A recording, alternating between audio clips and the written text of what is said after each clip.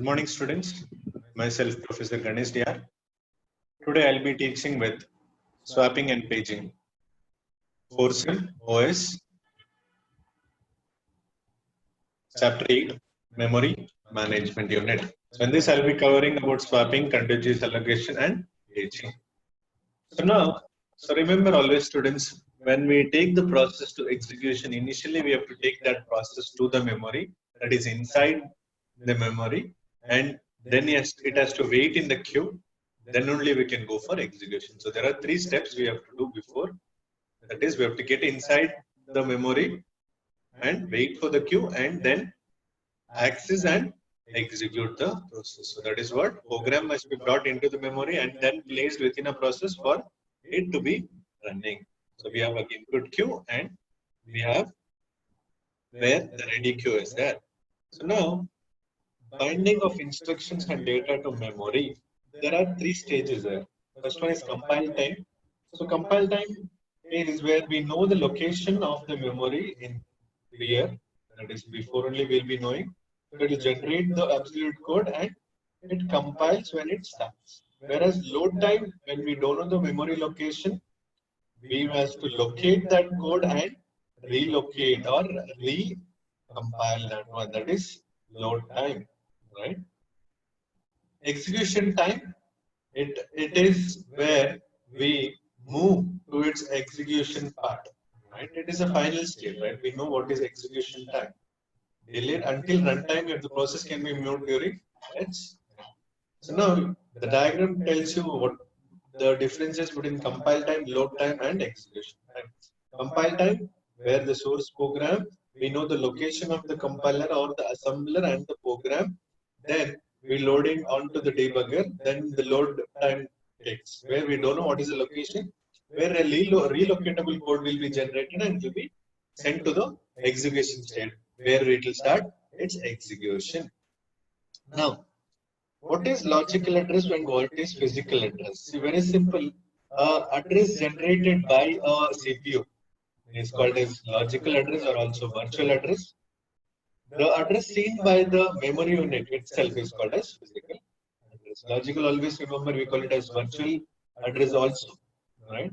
Physical address is the one which is seen by the memory unit. Swapping. See, it is a process of where we take out the processor which is not in working state inside, or else a process can be swapped temporarily out of memory to backing store and then brought back into the memory for continued execution. See, where we do the process of rolling in and roll out process. Rollout and rolling process is called as swapping. What is this backing store? It is a fast disk large enough to accommodate copies of all memories. We will understand this in the figure. Now you can see main memory and backing store. So it is a place where we store the data. So operating system starts the process, right? In the process, there is P1 is executing, right? Then P2 is there in the store. So we have two processes, P1 and P2. Operating system in main memory P1 is running. So now we want P2 to run it. So what we do, we swap out P1 and swap in P2. So rolling out of process P1, rolling on of whole process P2 to the operating system. So this is what swapping process is. So remember, backing store is a place where the processes are stored. It is a kind of hard disk where in operating system, in CPU, in main memory, all the processes will be executing. So I want P2 to execute. So what will happen? Process P1 will be swapped out from the CPU, that is operating system, and P2 will swap in. So process of rollout and rolling is called as swapping. Then what is contiguous allocation? Main memory usually into two partitions. There are two partitions. One is operating system and the high memory where the user process will held. Right? So low memory and high memory. So main memory is divided in two parts, low memory and high memory. So now first we'll see what is single partition allocation. Relocation register scheme used to protect user process from each other and from changing operating system code. Then relocation register contains value of smallest physical address. Limit register contains range of logical address. Each logical address must be less than the limit register. See now we have two things, limit register and relocation register. Limit register means what? It contains the range of logical address. Logical address and physical address, you came to know the definitions there. Physical address means it is seen by the memory unit. Logical address means it is seen by the CPU itself. Right? Now you can see process. For example, one process base register is 30,004, means it will start at 30,004, where the limit register is 12,000, means from 30,004 to 42,094 only it can do the work.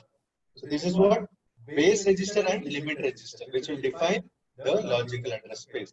So for example, in this process, particular process, the base register starts from, means the initial point is 30,004.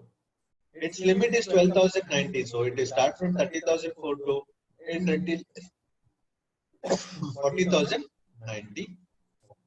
Now, how is this address protection done with respect to base and limit register? So very simple. If that the address is greater than or equal to base register and less than the limit register, only then it will go to the memory. What is this means? Now, as in this example, the base register is 30,004. The limit is 12,040. So if it is less than or equal to, it is equal to, it is greater than or equal to 30,004. So that is what the first condition you can see. Base greater than or equal to. So if it is greater than or equal to 30,004, it will start execution. Right? Yes, we will go to the next one. So it should be less than the base plus limit. That is, base is 30,004 plus 12,090. So a combination of these two is 40,094. If something is in between these two, only then it will go to the memory OS, or else it will not go. Where only if these two conditions satisfy, means it is in between 30,004 and 42,094, only then it will go to the memory, or else it will go for a trap. An interrupt will be generated saying there is an error. So that is what your address protection is. Now, what is this contiguous allocation where multiple partition allocation is done? So now we can do allocated partitions and free partitions. We have two partitions, right? Where we should know the concept of whole, right? Whole HOLE means it is a block of available memory, means where the memory is available for other processes, right? When a process arrives, those free memory is allocated to that particular process from a whole which is large enough to accommodate it. Now, you can see process 8. They have completed, so those process is free. Then process 9 will start. Then process 2 will start. So it is inside that only if the allocation can be done. If these resources, for example, if these free resources are 8, process 2 will occupy 9. Yeah, process 9 will occupy only 2 resources. Yes. So those 8 registers, 8 free memory can be allocated to this. So now 6 is remaining. Process 2 contains again 2. So 2 can be allocated. So again 4 is remaining. So this 4, if some other process 11 comes which requires 8, that cannot be allocated because it is only 3 is only 2 allocations. Right? Now when we talk about dynamic storage, the allocation, right? When we talk about allocating partitions, the free partitions, we have some problems. Right? Because we don't know how much space is required, how much space is left out, so it will be a problem for us. So now we have 3 methods to sort out that. First fit means by once a process comes inside, right, it will see which is the hole which is very big enough. It will allocate that one. So first fit means it allocates the biggest one to that particular process. Best fit means it allocates the smallest hole that is big enough. Right, it will see, okay, first fit disadvantage is there, right? Whether it will not see whether it requires small resources, big. It will allocate all the big resources. So it will be a problem for that, right? So see the one, how much it requires, allocate that particular hole for that only. Whereas allocate the largest hole, right? Give the largest one, it will not say whether it is requiring that one or not, it will not say anything. So it is again disadvantage there. Then fragmentation means division. Once we do division, right? For example, now we have 1 GB of hard disk, right? Where you have 150 MB of tail files, means 1500 GB is that, 1500 MB is that. You have how much? 1 GB of hard disk, sorry, 1 GB, where you have 500 MB. So what you'll do, you'll do 6 files can be done because 900 MB can be stored. Remaining 100 is there, you have 155. You can't store that 150 in 100 space. So that 100 will become the waste space there, right? Because you can't satisfy that it is there because the size is more. So internal fragmentation occurs there, right? So internal fragmentation and external fragmentation is where we divide it. So how do you reduce external fragmentation? By compaction. What is this compaction?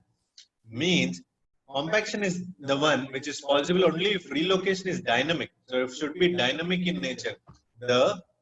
It should not be static. I told you 150, 150, 150. It is not static. It should be static, right? I mean 150, 150 means it is same, right? It should be dynamic means the spaces should be varying. Only then it will be, the problem will be reduced there. Next, paging. What is paging? See, now we spoke about physical memory and logical memory, right? Physical memory or virtual address, it is the address seen by the CPU, right? Where logical memory, it is seen by the processes, right? Now, when we divide physical memory into two parts, right? Now, again, I'll show you the definition, right? Because it will be a little confusing, right? Logical address means the address seen by CPU, right? Remember, sorry, always remember this. Logical address means it is always address generated by the CPU. The address seen by memory unit is physical, right? Logical means the address generated by CPU. Physical means address seen by the memory. Now, once you divide this physical memory, means the address generated by the CPU is divided into fixed size blocks. This is called as frames. What is page? If that logical memory means what? Memory, the whatever you have divided, the physical memory, the CPU is divided, right? That is seen by memory unit. The address is seen by memory unit is called as logical memory. If that those blocks are divided out according to the some size, it is called as pages. Now what you have to do is you have to keep track of all the frames. You have to know the concept here, right? The division concept you should know, and which are the free frames, which can be loaded. All those things has to be seen. So we have a page table which converts the logical and physical addresses, right? Which helps us to conversion of logical to physical addresses, and we know the concept of internal fragmentation. So next concepts we will see in the next class. Thank you for listening for this class. Thank you all students.